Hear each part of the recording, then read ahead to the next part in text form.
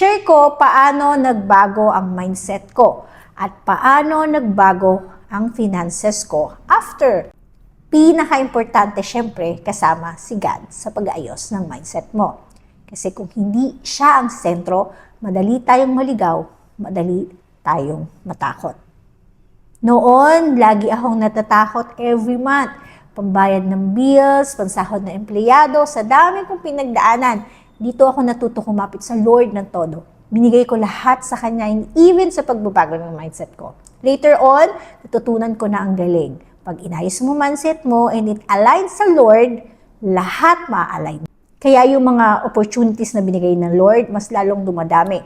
Nawala yung takot, nawala yung frustration, nawala yung doubtness.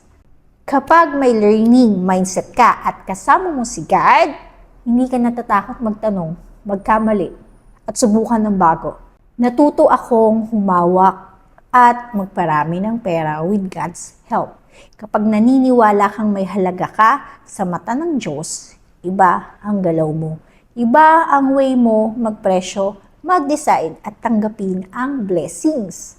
Kaya bago ang success, bago ang pera, bago ang breakthrough, unahin natin si God.